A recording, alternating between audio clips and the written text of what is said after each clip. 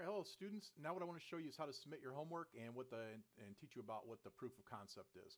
Proof of concept is nothing more than one word document or one word equivalent document where you take screenshots of the work that you did that I requested that you do, and then you install it into the one word doc.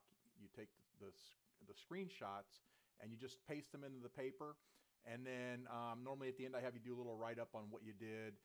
If you're in a bash scripting class or a programming class or an admin class, what you'll do is you'll put the lines of code that you did and you will explain the process or explain the code to me underneath that. So you might have a screenshot, a little bit of code, and then you'll do a text write-up on what you did to make that happen.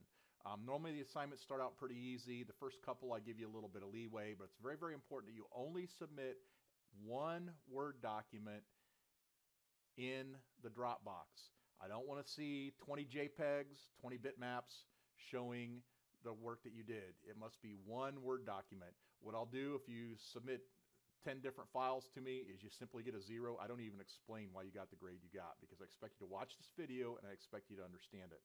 The assignments start out easy. The first couple I do give you a little bit of leeway, and I'll normally give you a little bit of feedback saying, hey, no, next time I want you to do it this way. All right, so what you're going to do first of all is you're going to come in here and you're going to open up your Word document on your host computer.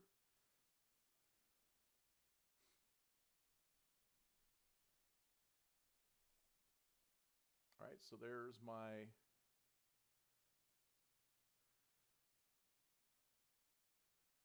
and I just installed the Office on this computer, so have to activate it. So there's my document. What you're going to do is you're going to put your name, Joe Blow. You'll put the course number, CTS-2851C or whatever it is. And then you'll put Professor Tim Starr. That's me. All right, we'll minimize that for now. And let's bring up VirtualBox.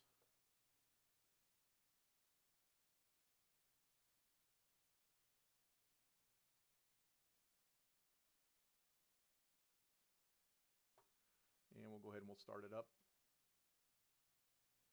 Now what you do in most of my courses is you will be working from within VirtualBox. So this is where it gets a little bit tricky, and I need to explain this to you.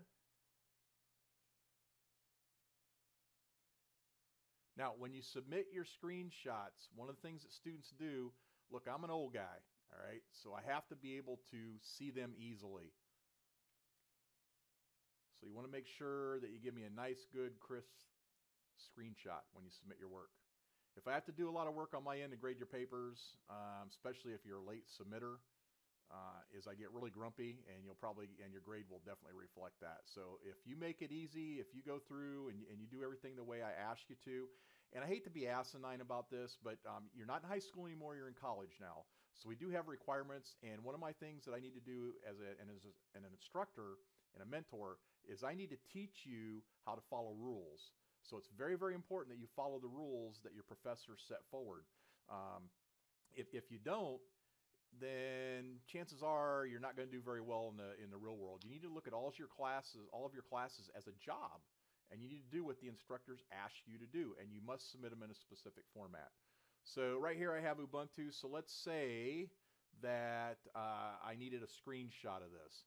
All you have to do is simply grab the screen, and most of the time that's Control and Print Screen. That'll do a nice little screenshot. As you heard there, it took the screenshot. So now I'm going to go back over to my Word document that's running right here. And you'll place that in there. Now, as far as size, bigger is better. Definitely one of those times that bigger is better. I have to be able to read what you have going on. All right, so that's a pretty good screenshot. That shows me that you did it. All right, so we like that.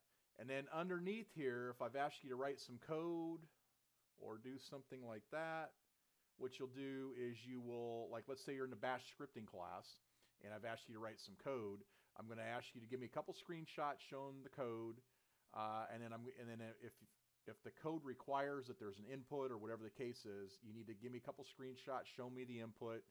So you might have 3 or 4 or 5 screenshots. And then I want you to do a text write-up. Like the first thing to do is put your code here.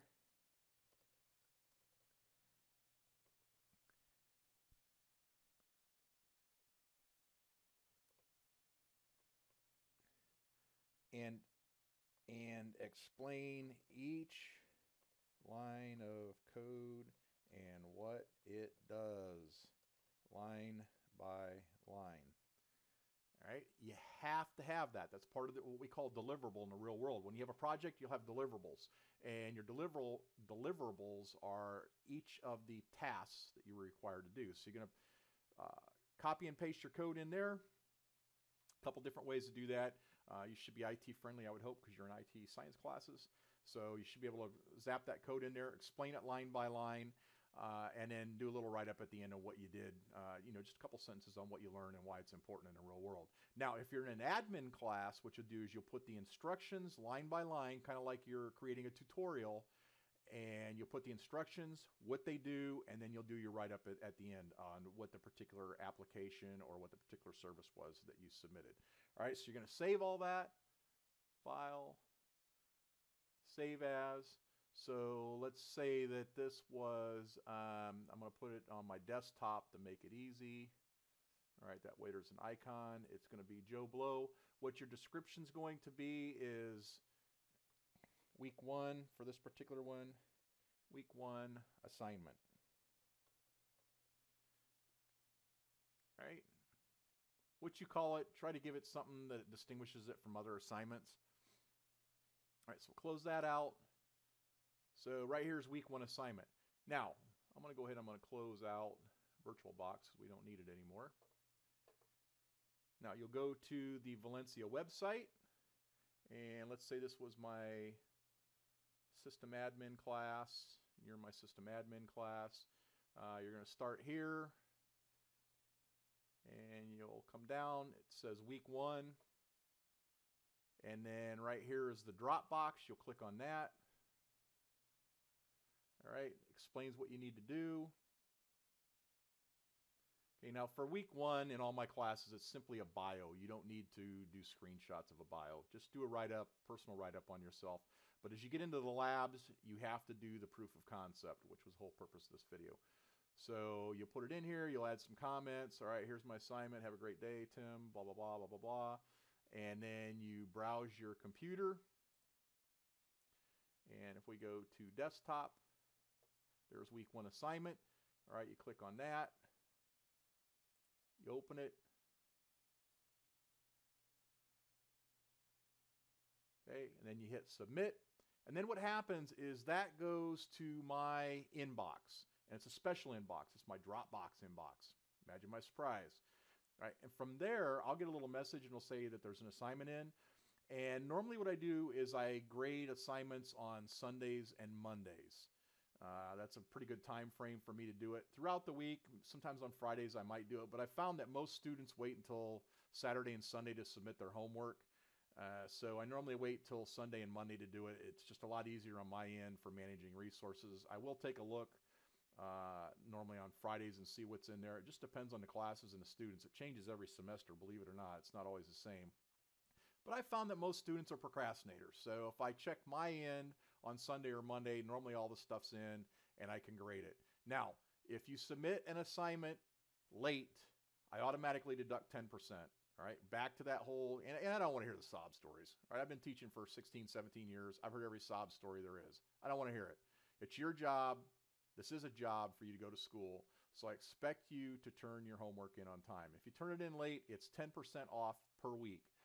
And I'm going to be, going forward, I'm going to be very, very strict on that because we have students that do really well and like I'll post an assignment and 24 hours later it's ready to be graded. Okay, it's not fair to that student if I don't do something to the people that are late.